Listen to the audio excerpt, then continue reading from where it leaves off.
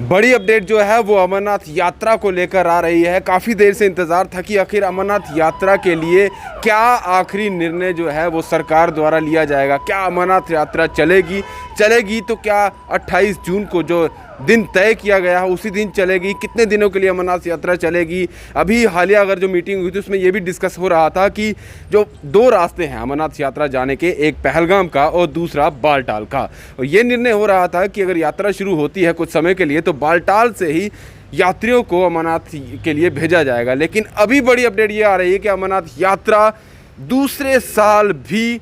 रद्द कर दी गई है, यानी कि इस साल भी अमरनाथ के लिए कोई भी श्रद्धालु नहीं जा पाएगा, इस बार दर्शन नहीं कर पाएगा। पिछले साल भी इसी तरह की सिचुएशन रही थी और जैसी सिचुएशन रही उसी हिसाब से ही पिछले साल भी निर्णय लिया गया था कि अमरनाथ यात्रा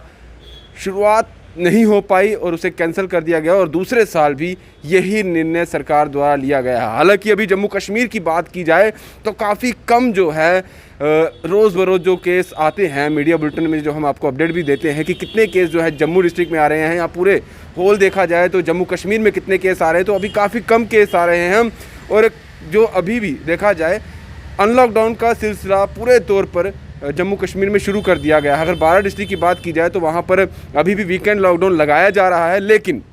8 डिस्ट्रिक्ट जो हैं उनमें वीकेंड लॉकडाउन जो है उसे भी ख़त्म कर दिया गया, जिनमें जम्मू डिस्ट्रिक्ट भी शामिल है। और जम्मू डिवीज़न की बात की जाए तो जम्मू डिवीज़न में 5 डिस्ट्रिक्ट थी जिनमें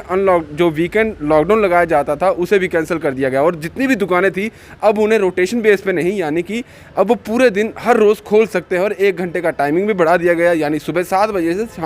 शाम 7 बजे तक आप दुकानें खोल सकते हैं। लेकिन बड़ी बात यही थी कि यही अभी जो बात चल रही थी, अगर आम नागरिक की बात की जाए तो ऊपर एडमिनिस्ट्रेशन में भी बात की जाए तो इसी तरीके के निर्णय सोचे जा रहे थे कि शायद ऐसा हो सकता है, केसेस कम हो चुके हैं, अनलॉकडाउन का प्रोसेस चल पड़ा है, तो कहीं ना कहीं अमरनाथ यात्रा के लिए कुछ ना कुछ ऐसा किया जाएगा कि यात्रियों को जाने दिया जाएगा। शायद सिर्फ जो जम्मू कश्मीर के रहने वाले लोग हैं यही जा पाएंगे, या नॉर्थ इंडिया के जो लोग हैं इन्हीं को भेजा जाएगा, कम यात्रा भेजी जाएगी, टाइमिंग उनका रहेगा, 10 दिन की यात्रा रहेगी, कुछ ऐसी बातें हो रही थी। लेकिन अंत में निर्णय यही लिया गया है सरकार द्वारा कि इस साल भी हम ऐसा नहीं चाहते कि जो अभी कंट्रोल सिचुएशन हो रही है उसमें इजाफा हो जाए और बाद में संभालना मुश्किल हो जाए, क्योंकि थर्ड वेव की बात बार बार की जा रही है। जिस तरह से सेकंड वेव आई और क्या सिचुएशन रही वो आपके सामने है। कंट्रोल तो हम कर रहे हैं, मामले अब कम आ रहे हैं, लेकिन थर्ड वेव का जो अंदेशा बार बार डॉक्टरों द्वारा भी कहा जा रहा है, एम्स के डॉक्टर द्वारा भी कहा जा रहा है, वहाँ के डायरेक्टर द्वारा भी कहा जा रहा है कि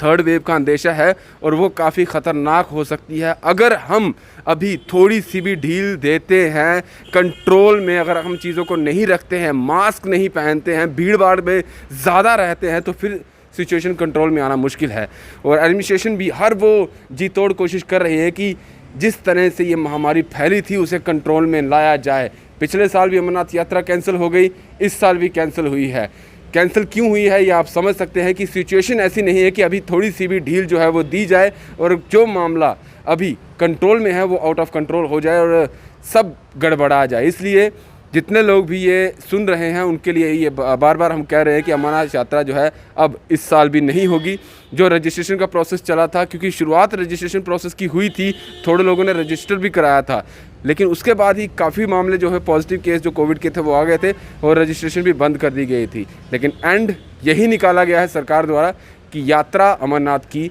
नहीं चलाई जाएगी। दीजिए इजाज़त। दीपक भंडारी के साथ Rahul Singh, the state sentinel के लिए नमस्कार।